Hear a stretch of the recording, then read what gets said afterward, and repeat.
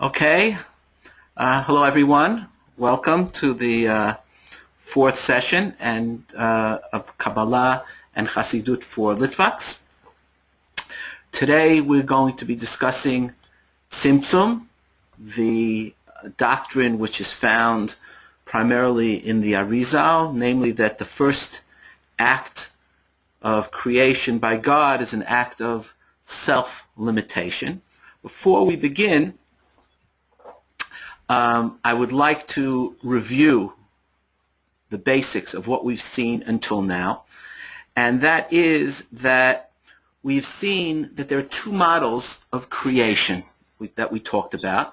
One, in a sense, is the way it appears in the Bible, namely the picture of creation, that creation is an act of will by God.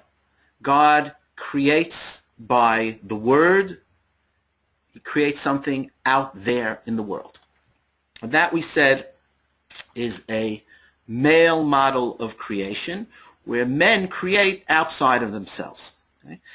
As opposed to this model, we have the model that, broadly speaking, that the Kabbalah provides, that we found in the Zohar, the model of emanations, of sfirot, which is organic. In other words, the world flows out of God, so to speak.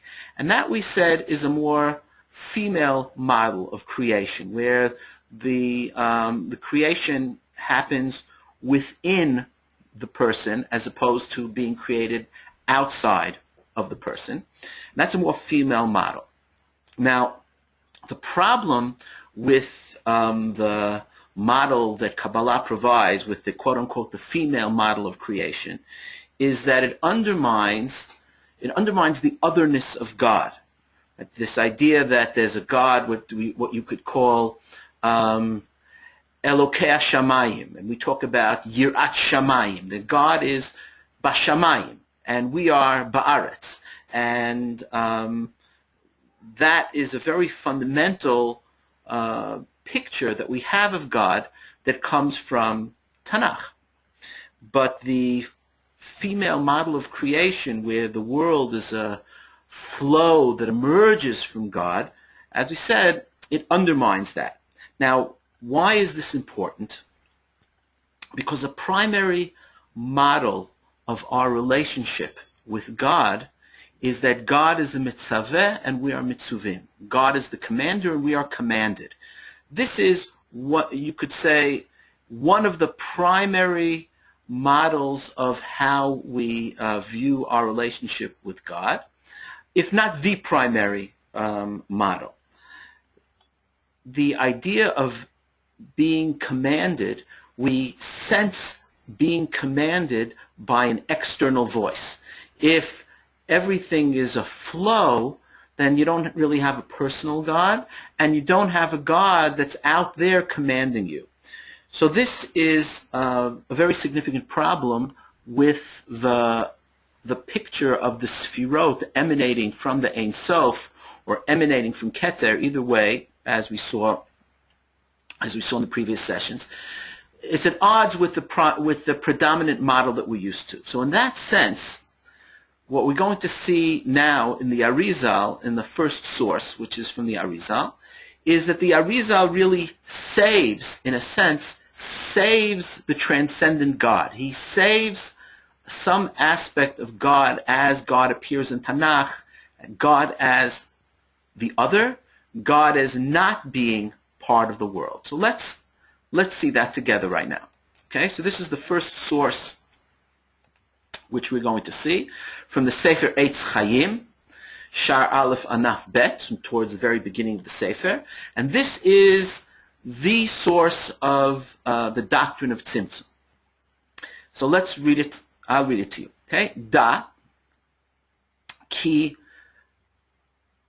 terem shene'etzlu hane'etzalim v'nivru'u ha-nivraim. Before all the emanations were emanated, and before those things which were created, Haya or elyon pashut mimalei kol hametziut. There was a simple light which filled all space or all existence. V'lo haya shum makom panui b'bchinat avir reikani v'chalal. There was nothing there was no empty space. There was no vacuum. Ela hakol mimula haya mimula min or ein sof pashut hahu. But it was all filled with this simple, infinite light. V'lo haya b'chinat rosh, v'lo b'chinat sof. It didn't have a beginning, it didn't have an end. Ela kol haya or echad pashut shaveh b'hashva'a achat. Everything was equal. It was equally distributed and infinite. V'hu hanikra or ein sof. And this was called the light of the Ein Sof. Okay. So we have some sort of spatial, this is very important to realize, we have a spatial representation of the reality before creation, where you have God filling all space. And it's important to realize that this is a representation because we're not really talking about space. And we'll see that when we talk about the Tanya, which is coming up. But first, let's just stick to the Arizal. Okay? V'ka'asher, I'm continuing now. V'ka'asher ala birtsono hapashut livro olamot.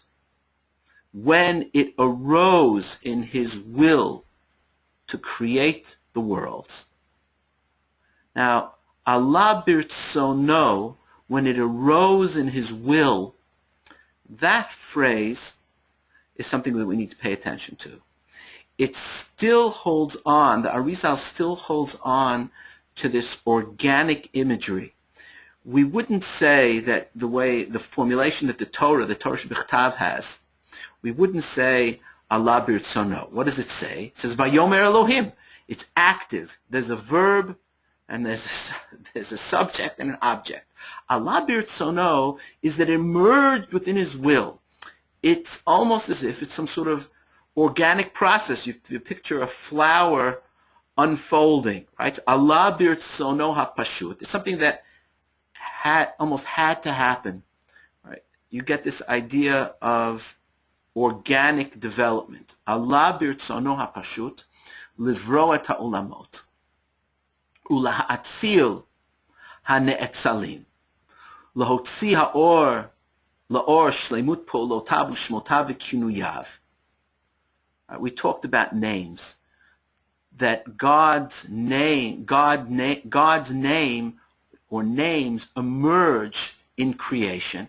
Because we said that there are two stories, right? We said there's the story of the apparent story, which is the story of the creation of the worlds, and then there's the story of God's revelation. And the story of God's revelation is the emergence of his names, okay, and how he is known, the kinuyav. Asher zot haya sibat briat ha'olamot, right? And that's the reason that that God created the world, is that he should be known. Okay, that's beyond the scope of what we can discuss today. V'hinei az, all right, so this is the world before anything happened, right? V'hinei, there's a major shift. Az, then, again, the use of time, then, is also misleading. Just as space is a representation, we're not really talking about space. Az, indicating time, we're not really talking about time either, okay? Just to stay aware of that, okay? V'nei az, tzimtzum et atzmo ein sof, b'nekuda ha'emtza'it. He withdrew from the central point, asher bo be'emtza oro mamash, v'tzimtzum ha'or hahu, v'nitrachek el tzadei svivot ha'nekuda ha'emtza'it. In other words, from the center point of of a circle, he withdrew away from the center, so that within the Or Ein Sof, there is, so to speak, a vacuum, or non-light, or darkness was created in the center, right? And it's equidistant from all sides. Az nishar makom panui, and then there was a empty space which was created. V'avir v'chalal reikani minikuda emtza'it mamash. And then there was an empty space, or a vacuum, again, not a physical vacuum, a vacuum someplace where God was not. Okay? Okay, let's continue before we discuss the meaning and the significance of this. Okay, v'hinei, achar ha-tzimtzum hanal, after this withdrawal, this self-limitation, asher az nishar makom ha-chalal, v'avir panui, v'reikani be'emtza or ha'ein sof. Mamash, as we said above, kanal. Hinei, kvar haya makom sheyuchlu liot sham hanetzalim v'nivraim v'yitzrim hana'asim. And that created space, again, space, so to speak, for everything that was to be created. V'az himshich min ha'or ein sof. Now this is the next step. V'az himshich min ha'or ein sof. Kav echad yashar min ha'or. So you have a two-stage process. First you have self-limitation of the infinite light. God limits himself. And then there's, as a consequence of that, there's a vacuum of, you could call it, primordial darkness, what's called choshech kadmon, right? The primordial darkness, for choshech al pnei tehom. There's primordial darkness.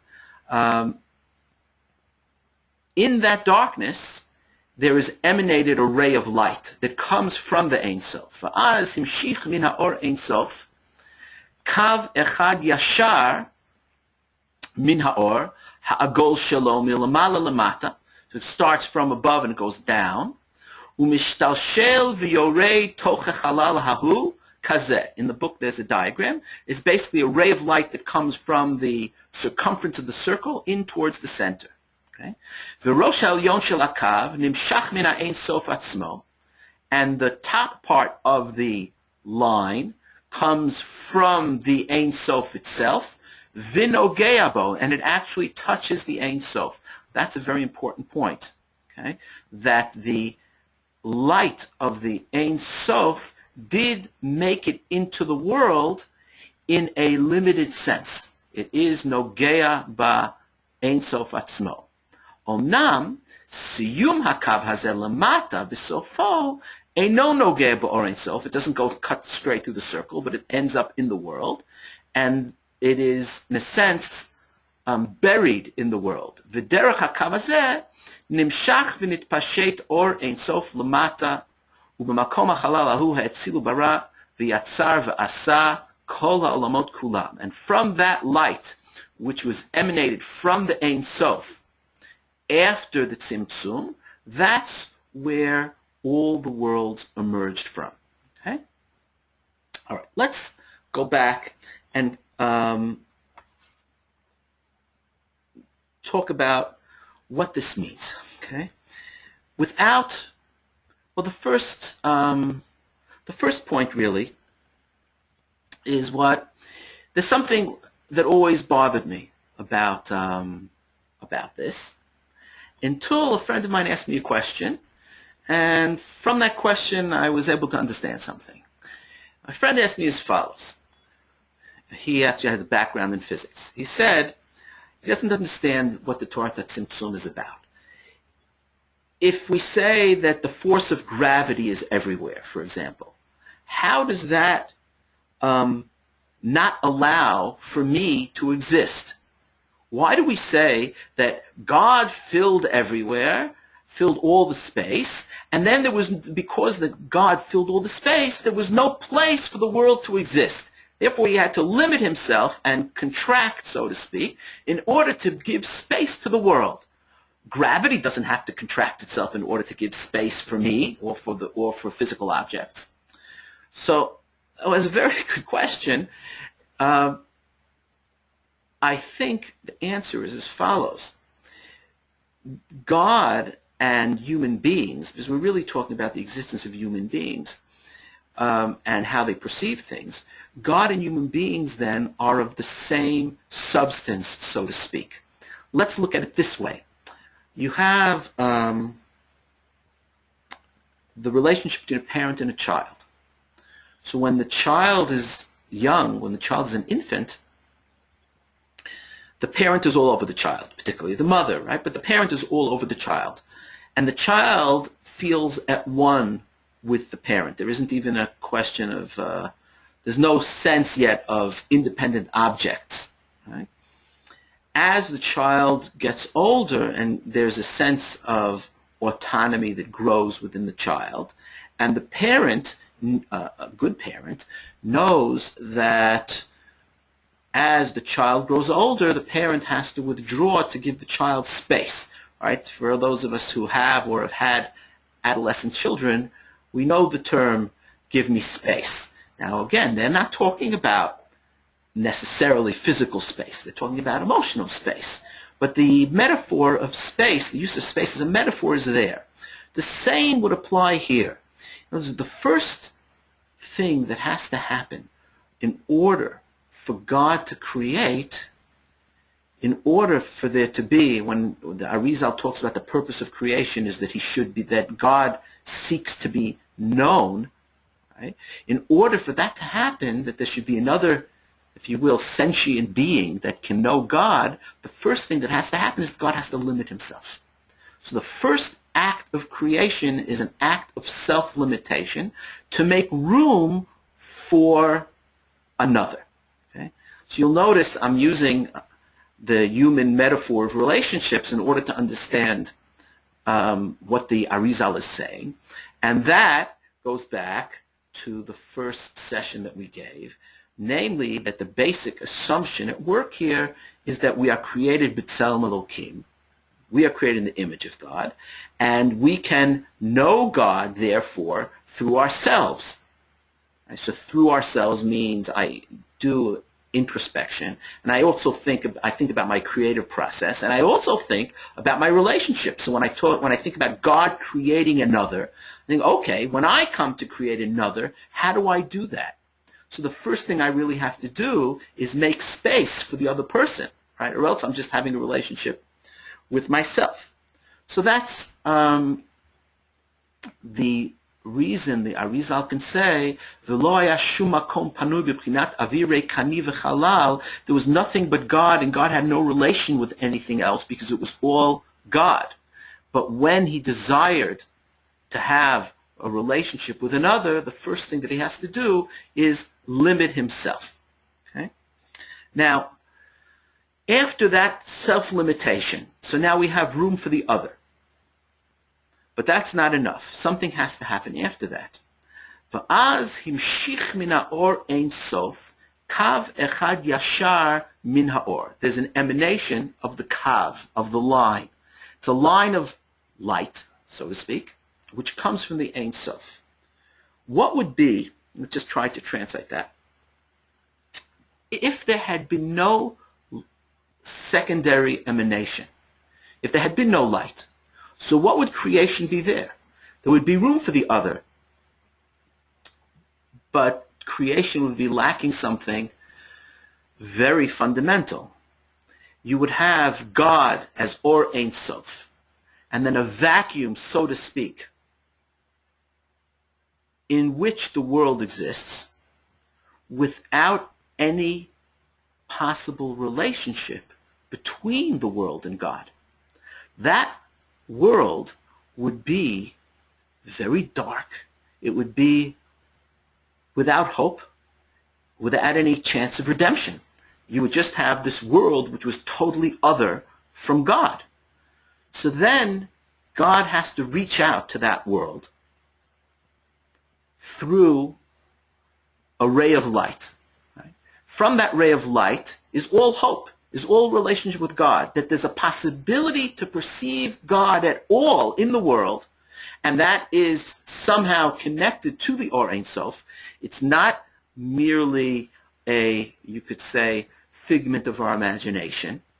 There is a real connection. This is a major issue.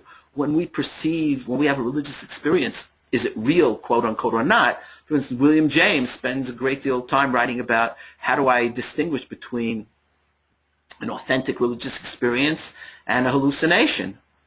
So what the Har'el is saying is that by saying that the kav of Yashar Min Ha'or is connected to the Or Ein Sof, he's saying that there is a possibility of comprehending something real of God.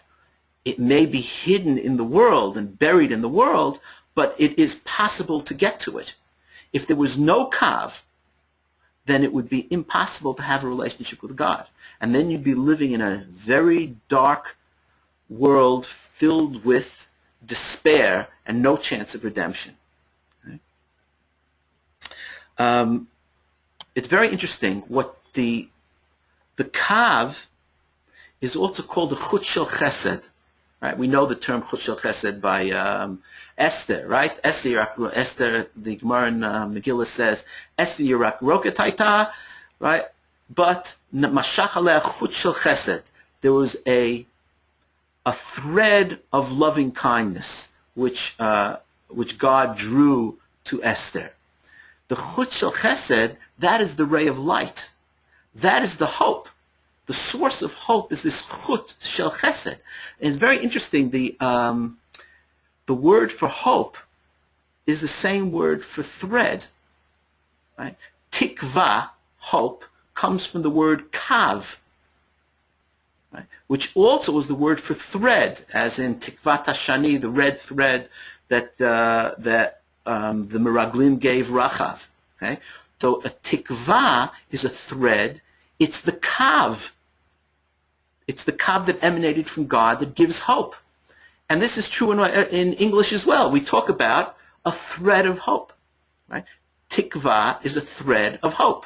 And it's the kav. The kav is the thread of hope which God throws down into the world so that there's a possibility of a relationship with the light, the relationship with God, and a possibility of redemption and of transcendence.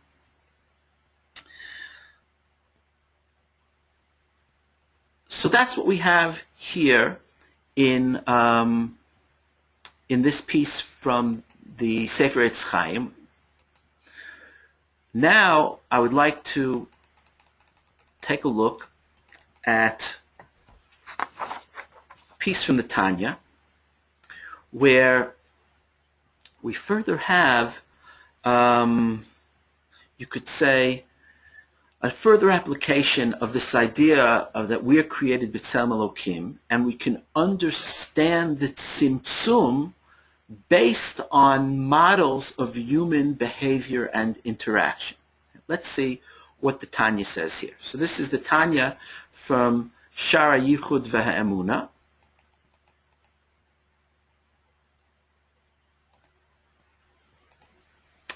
Okay.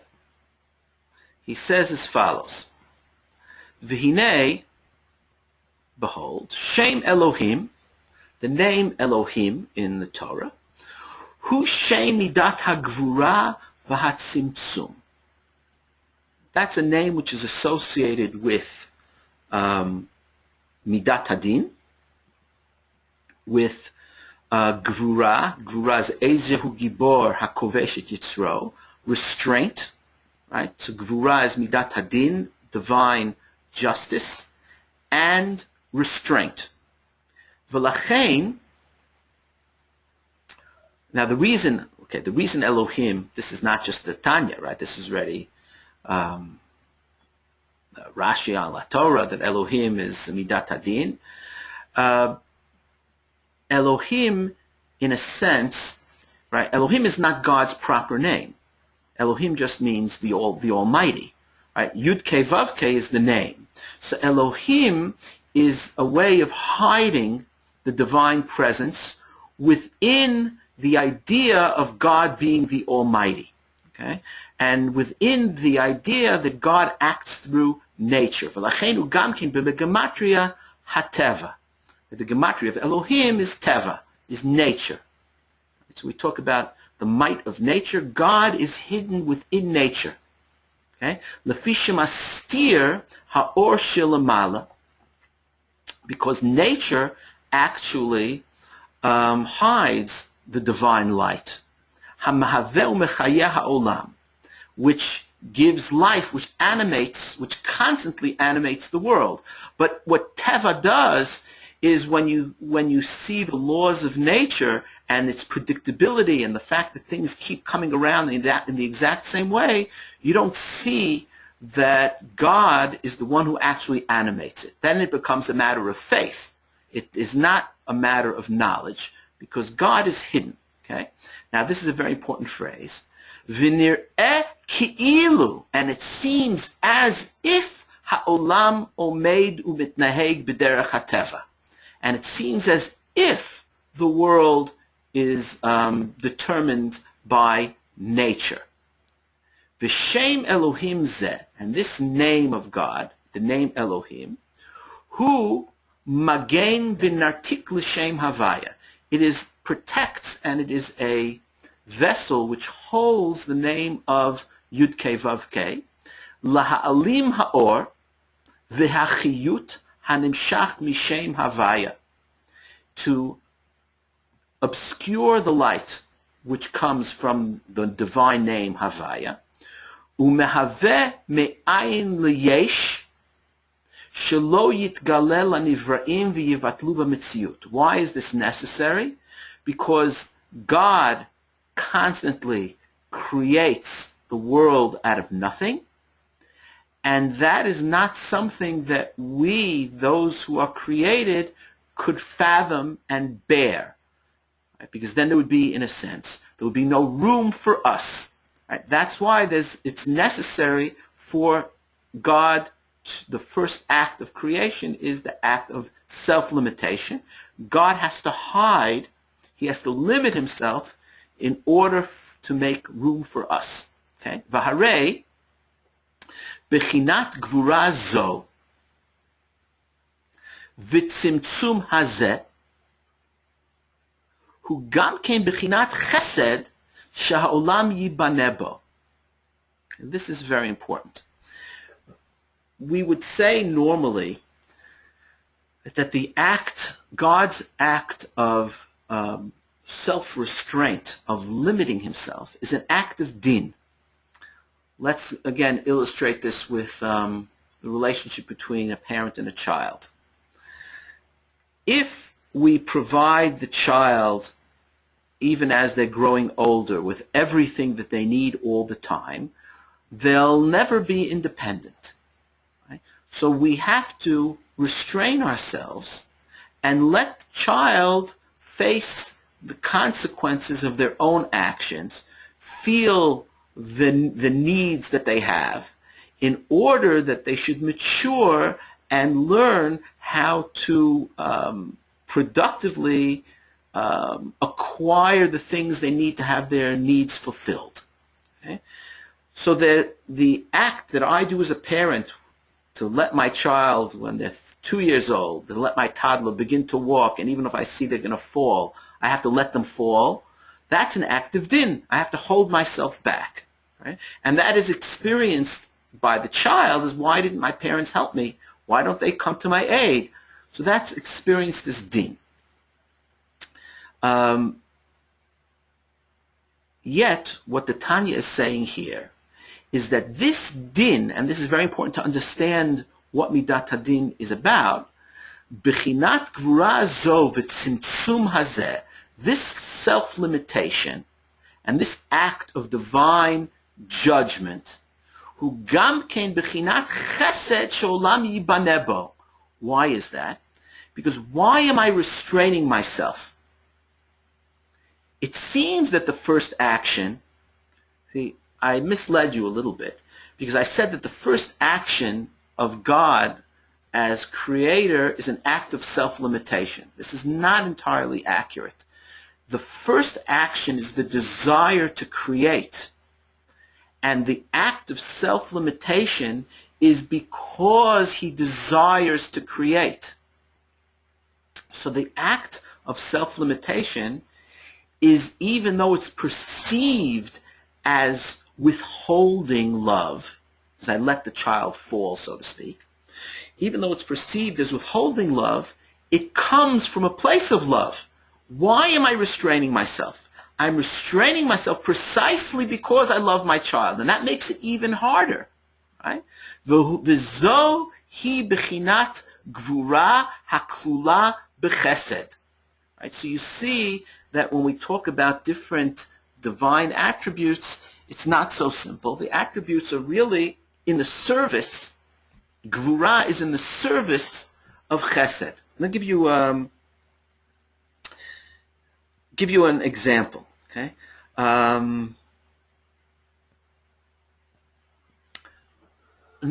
Quite a few years ago, I was a Rosh Kollel in Cleveland, and they invited the high school where I taught in. They invited a physician who had volunteered to set up a clinic. He was among those who set up a clinic during the civil war in Rwanda, and they set up a clinic where they inoculated children, and they saved many, many lives that way. But towards the end of the day, they had to close the doors of the clinic, and he described how it was very hard for him to close the doors of the clinic. But they had to close the doors so that they could rest, so that they could pull themselves together in order to reopen the next day. So a friend of mine who was there together with me, listening to this presentation, said, how could he do that? He knew that when he closed the doors that people were going to die. And people were going to die because there were times where they weren't treating the sick. So then I understood. I said, this is the chesed shebegvura. In the closing of the doors, in fact, was an act of din and restraint and withholding love and withholding treatment. But it was necessary, and the motivation for closing those doors is precisely to provide the capability of opening them again. Whereas if the doors would remain open 24/7, so they might remain open for a week or for 2 weeks, but then the staff themselves would have died of exhaustion, and then there would be no treatment at all. So in order to facilitate the chesed, in order to facilitate the loving kindness, it was necessary to withhold that kindness at certain points. Okay? So that's bechinat gvura zo v'tzimtzum hazeh hu gam ken bechinat chesed sheha'olam yibaneh bo.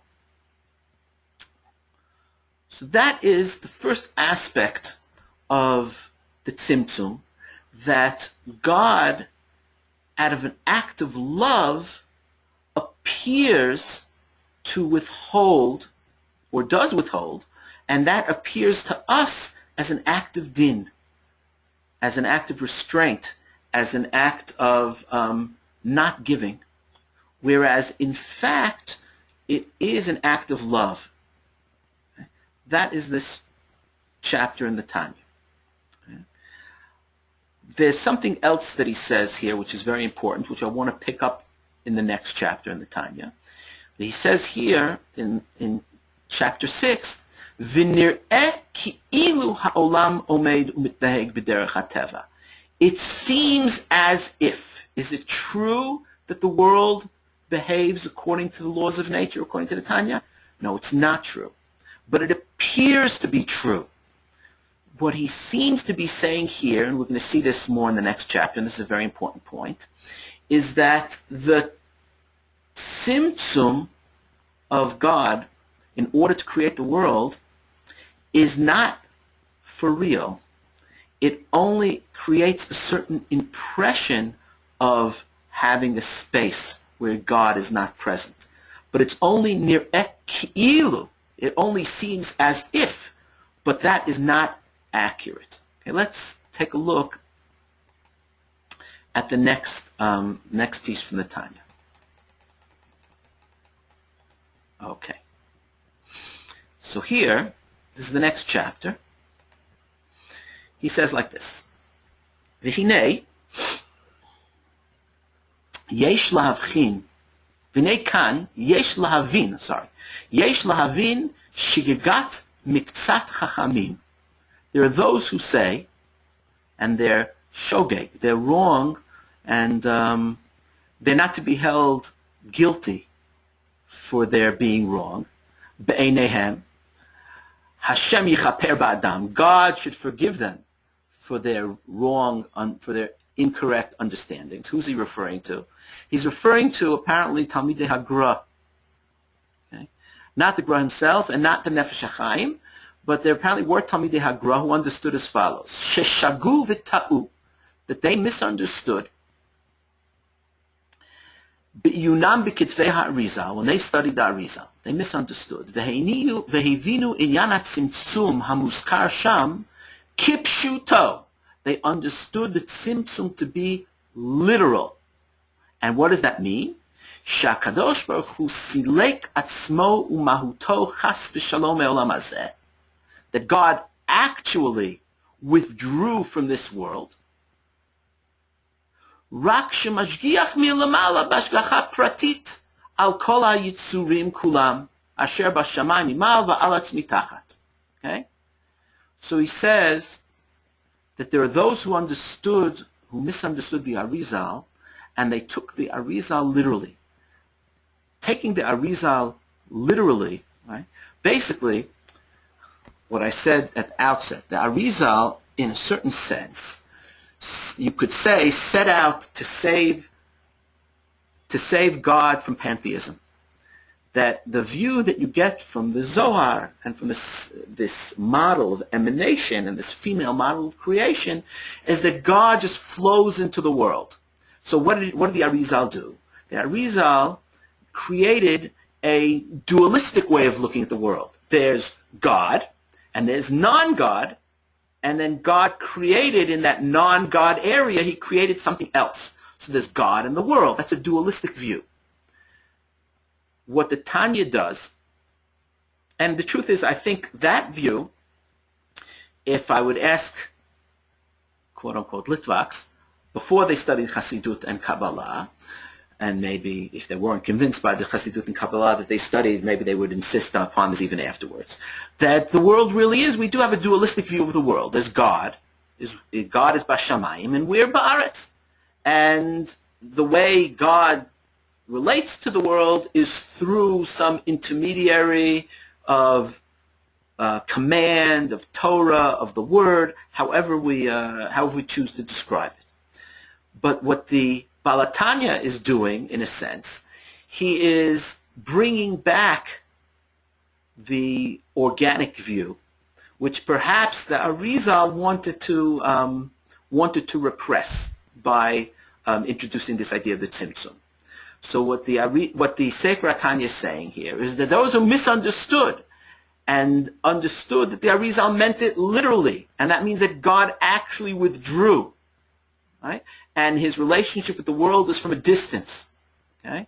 And then what does he say about this? Hinei. Milvad she'efshar klal omar inyan tzimtzum kipshuto. It's obvious that you can't say tzimtzum is quote-unquote kipshuto. Why? Guf. Because we're talking about space. If you talk about withdrawal, you're talking about things which are physical, which occupy space. So it's obvious you can't talk about that way about God. It's impossible to talk about God that way. Okay? Afgam zot lo bedati daberu. They say this without any understanding. Me'achar shehem ma'aminim b'nei ma'aminim. They believe, right? Shekadosh hu yodea kol ha'yitzurim sheb'olam hazeh hashafel u'mashgiach aleihem. They believe that God understands everything and knows everything that's happening. Ba'al kein ein yidiato otam mosifa bo ribui v'chidush mipnei sheyodea kol b'yidiat atzmo. So that's to do with that God can be in the world and not be affected by the world. Har'el kiviyachol mahutov atzmutov v'da'ato akol echad. Okay? So we cannot say that God is separate from the world, right? V'zeh omrim b'tikunim tikunun zayin delet atar panui minei lo be'ilain v'lo b'tata'in. There is no place in which God is absent, not above, not in the worlds above, and not in the worlds below. So the position of the Arizal, of the Tanya, is that the Tzimtzum is lo kipshuto, as opposed to Talmidei Hagra, which maintain a dualistic view that the Tzimtzum is kipshuto. The Tanya held the Tzimtzum was lo kipshuto. And then what is the Tzimtzum if it's lo kipshuto? The Tzimtzum, if it's lo kipshuto, is nir'eh ki'ilu. It has to do with perceptions. Right? Then we come on to a very interesting idea which we find, which Hillel Zeitlin, let's scroll down here a moment. Hillel Zeitlin, who died in the Shoah, he started off as a maskil, who became interested in the spirituality of Hassidut, and as opposed to Martin Buber, who never accepted mitzvot, Hillel Zeitlin actually became halachically observant, and he wrote a book called Pardes HaChassidut v'HaKabbalah, and he captures this aspect of the Baal Tanya. Let's see how he puts it. Ha'olam nivra yesh me'ayin. Ketzad haya ha'ayin liyesh. How did the nothing turn into something? The mystery of all mysteries. L'she'ela zo ein makom b'sha'a she'anu mashgichim, ein makom b'sha'a she'anu mashgichim et ha'ayin b'tor etzem hayesh. When we understand she'masigim et ha'ayin b'tor etzem hayesh, we understand that in fact the nothingness which was created as a consequence of the Tzimtzum, in fact, is the Ein Sof. So it really is the ultimate Yesh. Okay? V'ulam od makom l'she'ela. I hope we can elaborate upon that in another session, the relationship between the Yesh and the Ayin. Me'achar shekol ha'ayin midumeh. Right? The nothingness is only imagined. Me'achar shebi'ikaro eino ela ha'ayin ha'eloki. There's only the Ein Sof. Ketzad naseh hayesh l'davar nifrad. So then how? Oh, now he's talking the Yesh is our existence and our awareness that we exist and our perception of existence. How do we perceive that as something which is separate from God? Madua anu midaminoto la'atzmeinu kedavar b'fnei atzmo. How do we imagine it as something which is separate? Notice his whole focus is on how we perceive things. Okay? Madua anu ro'im olam kimin hagon noheg, as we saw in the Tanya. We see the world acts according to nature. V'lo tamid hinenu ro'im koach eloki hashofea bo. How is that? Okay? And he goes on. I'm skipping a little bit. He says, Al she'ela zo, how is it that we perceive the world as being independent of God? Al she'ela zo ba tshuvat hamekubalim. Tzimtzum. He says, but this isn't enough. Adayin ein ze maspik. Ha'elokim hu hakol. God is everything. Ketzad na'aseh oto hamakom hapanui. So how was that makom panui, the space, the vacuum, how was that created? V'od naniach shena'aseh oto makom panui. But let's say that somehow this space was created. B'meh hitkayem az. What kept it? In a sense, if you have a vacuum, how could God not be there? This is the problem. Halo sof sof b'choach Eloah let altar panui minei. Right? He's asking the Baal Tanya's question. There's no place which is really devoid of God. V'hadra kushya l'duchta, and the question comes back. Madua anu yicholim lachshov et haolam l'davar nifrad me'et haborei. How is it that we perceive the world as something separate? Ketzad nivreit hata'ut ha'olamit. This is a very interesting phrase. How is the cosmic mistake created? Right?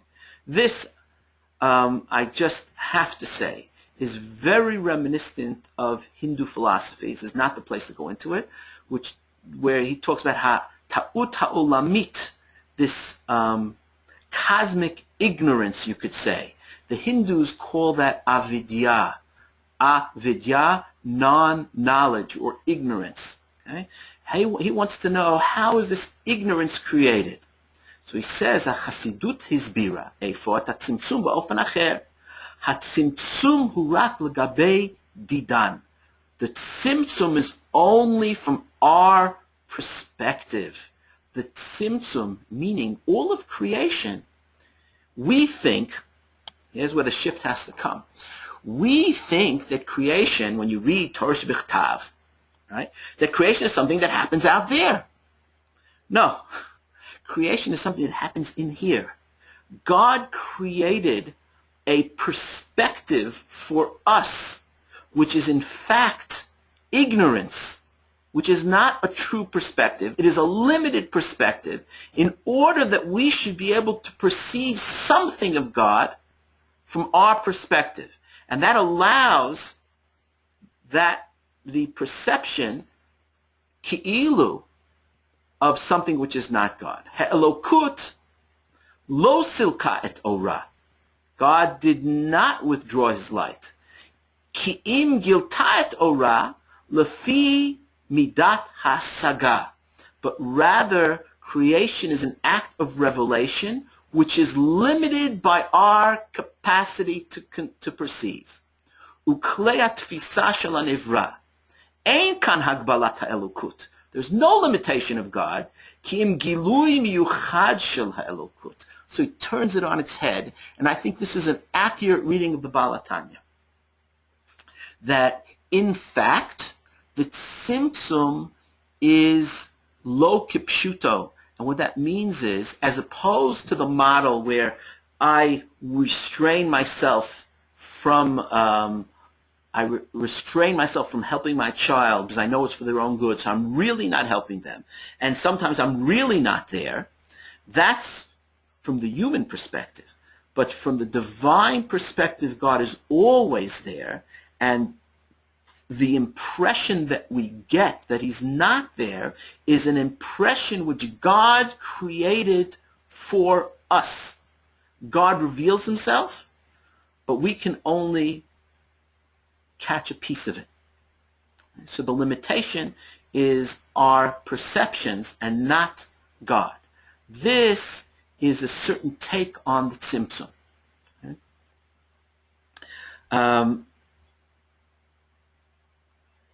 Something that emerges from this is this next piece that I have here from Rav Mordechai Chernobyl.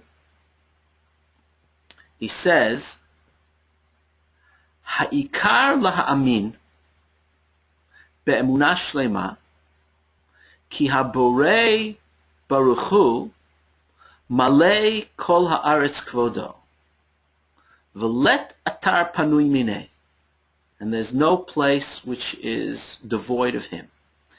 Ukesha'ata mistakel al ha'olam, when you look at the world, ata mistakel el haborei yitbarach shemo, you are really in fact looking at the world. Ukshata medaber im ha'adam ata medaber min neshama shebo, you're talking to his soul.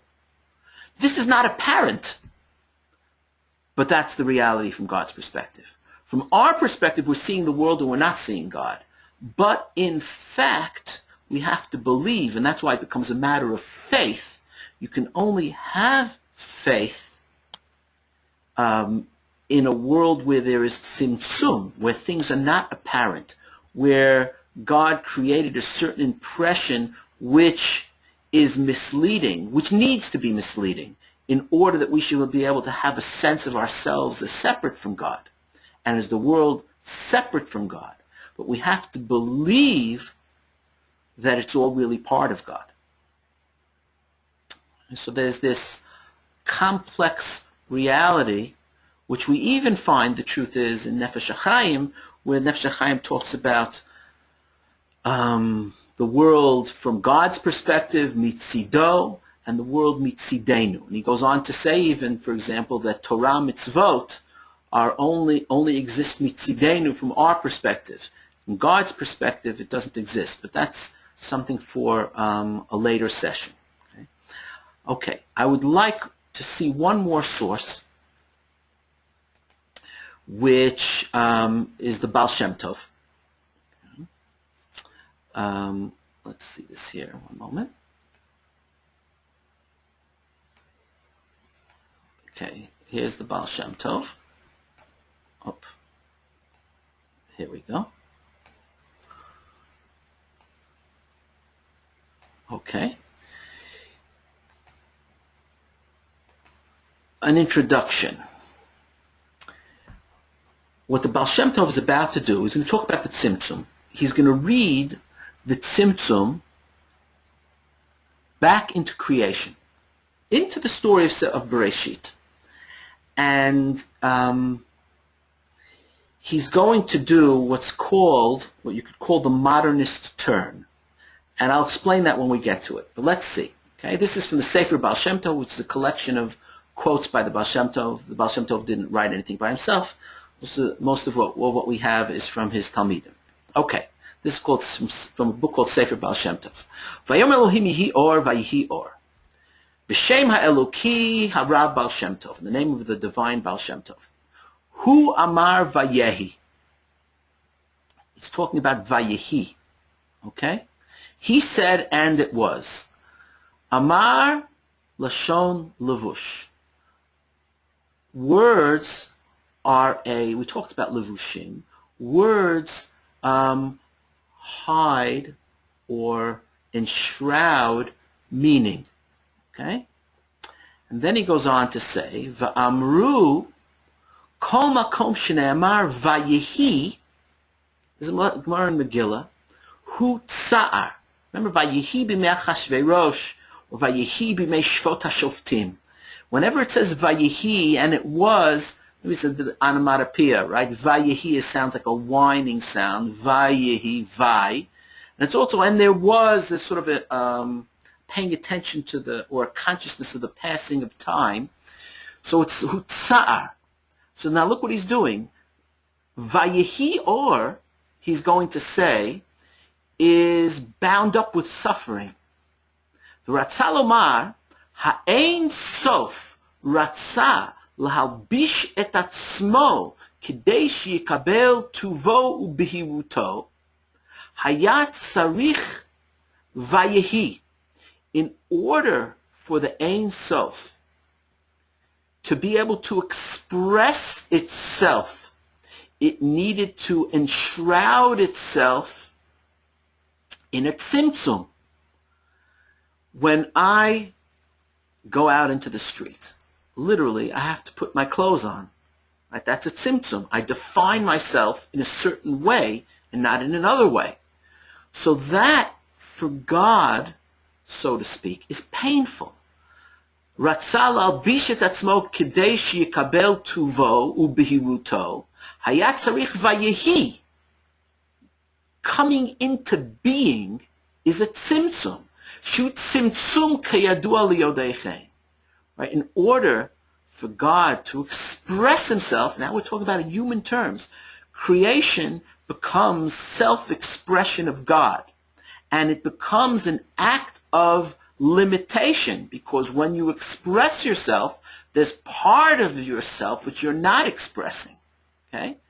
Let's continue. Vayomer Elohim yihi or, vayihi or. Klomar, vayomer Hashem yitbarach, mikoach midat Elohim shehu midat gvura. So it's gvura, namely restraint, hamitzamtseim haor. Machmat zeh yihi or. Because he can restrain himself, there can be light. Hamitkayem, or hamitkayem, shuchal ha'olam lisovlo. Precise. So he's reading the tzimtzum in Vayomer Elohim. There's the tzimtzum. Yehi or, the or is that kav, is that ray of hope, right? That thread of hope that emerges after the tzimtzum. Okay. And what's vayehi or? That tzimtzum is painful. Let's see. Vayehi hu tzimtzum. Shamati mimori. Ki briat ha'olam haya al yidei din. Shua tzimtzum. Ubechol olam ve'olam haya tzimtzum. Shetzimtzem atzmo or ein sof l'madriga zot. It's one limitation or restraint or act of concealing after another.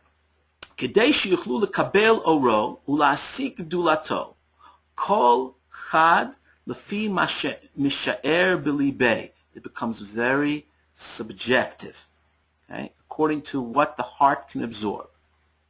והכל אחדות אין סוף. In fact, it is Ein Sof. But from the perspective of the perceiver, it is not Ein Sof. Okay? V'hu kol yachol liyot b'midah u'gvul v'tzimtzum. Here's the paradox. If there is or Ein Sof, if there's or Ein Sof, the energy required to hide the Ein Sof is also Ein Sof. It's Ein Sof energy of restraint to hold back the energy of revelation. V'hakol hu, and it's all God. The restraint and the push to reveal, right? The chesed and the gvura, right, are achdut echat. Now look at the jump that he takes. V'dinei v'yisurei ha'adam, sufferings that human beings suffer, Heim guf el haneshama. The sufferings are in the relationship between the body and the soul. V'chiyut haruchanit shemeir al ha'adam. It's because the soul wishes to be revealed fully, and it is restrained by physical existence. V'hu elu toyit barach, or ein sof ha'mechayet hakol. Look at the jump. And this goes back when I said the modernist turn. What I meant is as follows, is that in medieval times, whether it's medieval philosophy or medieval Kabbalah primarily, what's being talked about is the world out there. The modernist turn in philosophy happened with Descartes. When Descartes asked the fundamental question of, 1 second, how do I know anything? Right? And he boiled it down to, I think, therefore I am, and from that he built his epistemology.